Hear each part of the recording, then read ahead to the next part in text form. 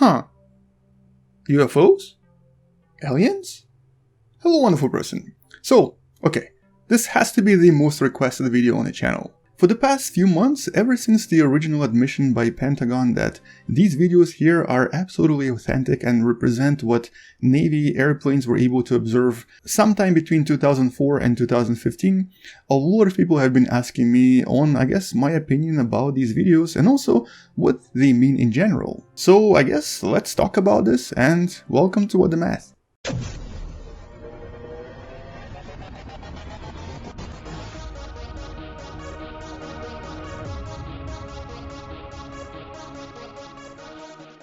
And I honestly had real trouble trying to figure out how to approach this, because on the one hand, if you were to meet me approximately 20 years ago, you would probably find me wearing this t-shirt with a very similar poster at home. I was a huge fan of the X-Files. I was also a huge fan of trying to discover if aliens and UFOs were real, and for pretty much years and years I was pestering all of my professors and anyone else I knew if they knew anything more about the phenomenon. Also, it just so happens that my father is a retired pilot and has spent 30 years flying an airplane and has obviously experienced something. But here's the thing though. In my years and years of investigation, in my decades of very thorough search, I kind of came to a conclusion that, okay, UFOs for the most part are real, but by definition UFO is an unidentified flying object. It's something flying, but we don't really know what it is. And this is exactly what this is, which is also exactly what the Pentagon said, and which of course confirms the idea that it's something flying, we don't really know what it is, but nobody ever said it was aliens. And it probably isn't. But let's not rush into things, and let's actually talk about the reason for and the psychological need for us to believe in the idea of aliens and UFOs. Because in the decades of experience that I had looking for all of this, I realized that my belief was always strengthened when I saw various videos, unexplained videos of something out there.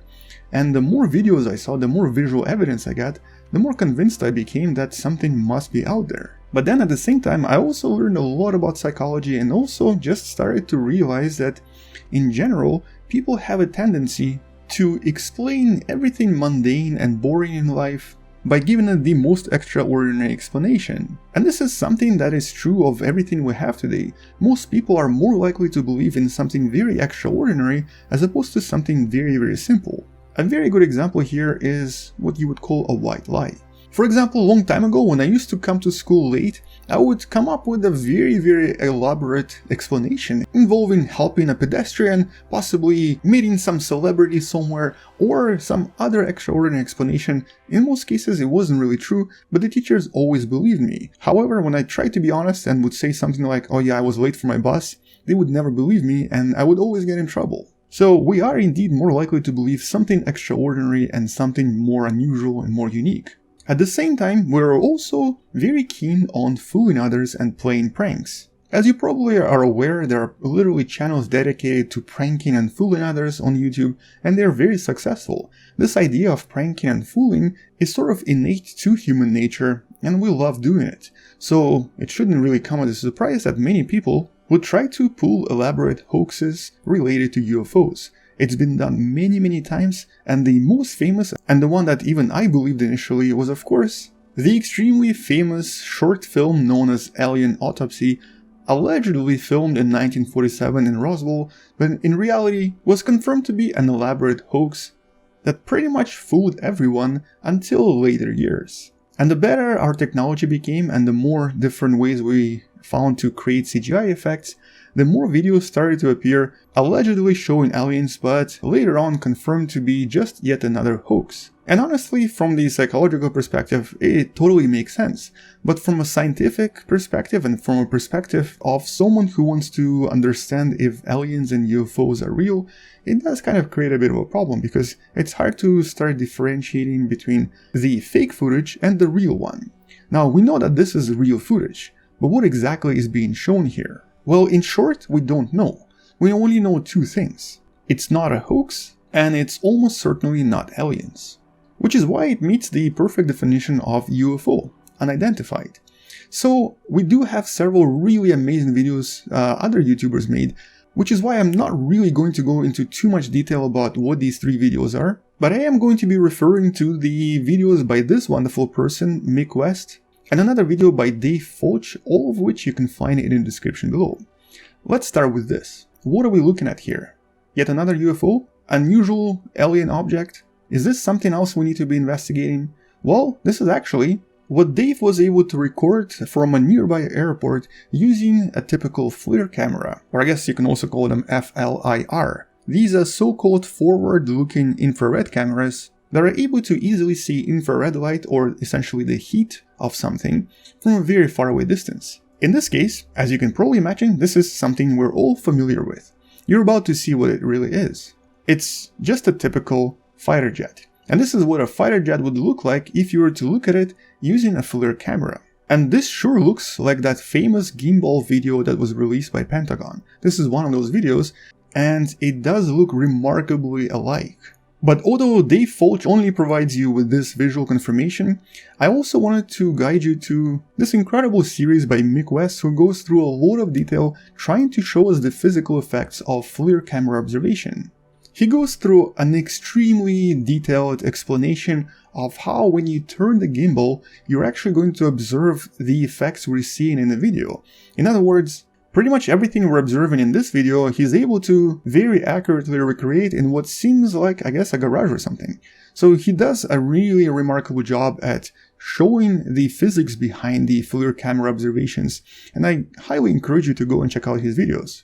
In other words, the first video here, the so-called gimbal video, is most likely some sort of a jet far, far away. And for someone like me that believes in alien life but doesn't think it's as easy as just seeing them on a camera, I don't think this is enough evidence to prove that this is aliens. At least not the types from the X-Files, definitely not the ones we get to see in different TV shows. But there are still 2 more videos to go here. One of them is called FLIR video, F-L-I-R, and all it shows is essentially this.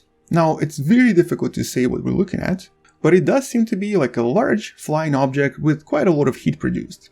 And once again, the extremely detailed explanation by Mick allows us to understand that what we're looking at here are a combination of the way that the camera works, basically the way that the camera moves around and shakes everything. He also explains why we actually see the glowing aura in the videos, which was actually interpreted by certain other people as definitely UFO technology.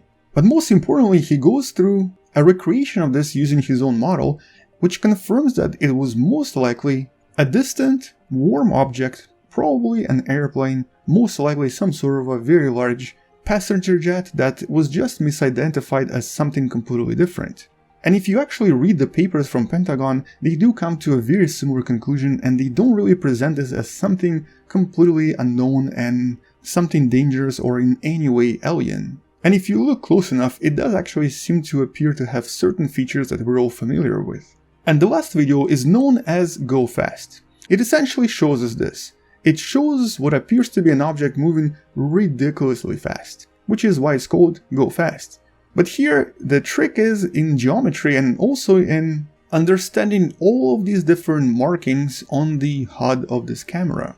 One of the more important parts is actually right here. This shows us the range to the object. And by essentially combining the observations from the HUD with simple geometry, the next video is able to very accurately pinpoint that the speed of the object was actually probably only 20 to 30 knots, which is equivalent to the speed of the wind at relatively high altitudes. This object was also found to be about 6 feet in size, or about 2 meters in diameter. It was also very cold on the inside, but was also kind of reflective in terms of the radar reflectivity, so it initially made no sense, but then it actually makes a lot of sense. Something cold on the inside, about 6 feet in diameter, moving with the speed of the wind, and also being able to reflect the radar is not really a typical UFO. It's actually a typical weather balloon filled with helium that actually gets really cold when it gets high enough into the air. It explains why it was moving with the wind. It also explains the very cold temperature on the inside. It explains why it was reflecting the radar, and also confirms the best explanation from Pentagon as well. But wait, why was it moving so fast though? At least here, it looks like it's moving ridiculously fast, and also in several podcasts where famous ufologists were trying to explain this, they claimed this was moving faster than the speed of sound. Well, this is what we know as parallax. Because this object is much closer to us than the actual background, it actually appears to move ridiculously fast. But if you look at this particular frame, right in the beginning, you can actually see that it's not moving that fast at all. It's a surprisingly slow moving object, which most likely is a typical balloon. But because of the parallax effects, it appears to move really fast. And to end the video, Mick presents us with the best explanation to what we're seeing here. A video of a flying balloon and the parallax effect in the background. So honestly, go check out his videos. He did an amazing job explaining everything with a lot of detail, way more than I could ever do myself. And also check out the video by Jayjay Volz that shows us what a typical jet looks like using this technology. So in conclusion, do I think these are aliens? I am pretty sure it's not. Do I think it's some sort of a strange technology we've never seen before? Right now, also not so much. It might be some sort of a secret flying technology from possibly China or Russia trying to investigate American coasts, but in reality it's a lot more likely to be typical earthly human technology that was just misidentified, as it has been done in the past. This happened many times in previous decades as well, and as of right now, this still really, to me at least, shows no proof of alien technology on Earth. It also doesn't really show that the government is trying to hide anything.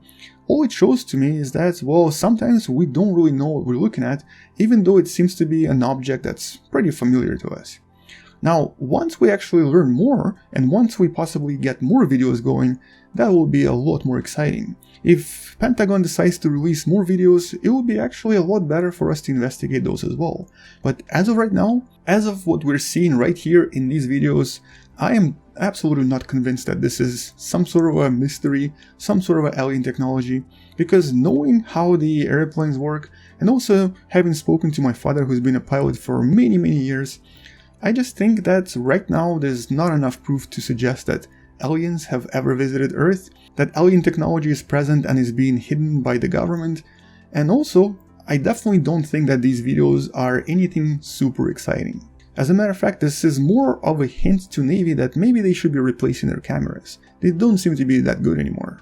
But anyway, it was still a pretty exciting investigation on my part. I was also very excited to find a series on the channel that I'm recommending in the description, and I'm also very excited to always explore the idea of alien life and alien technology. But I'm also very skeptical nowadays. So in that sense, I need more. I need irrefutable proof. I need something that leaves no doubt and presents no other possible explanations. Here, the explanations are pretty obvious. But anyway, once we learn more about this, and once I discover more, I'll make sure to follow this up with another video. But it's probably going to be also skeptical. But despite being skeptical, it's still going to be interesting. So you should definitely subscribe, share this with someone who loves learning about space and technology, and also come back tomorrow to learn something you may have not known before. Maybe support this channel on Patreon because it does help me quite a lot, and maybe support this channel by buying the Wonderful Person t-shirt you can also find in the description below.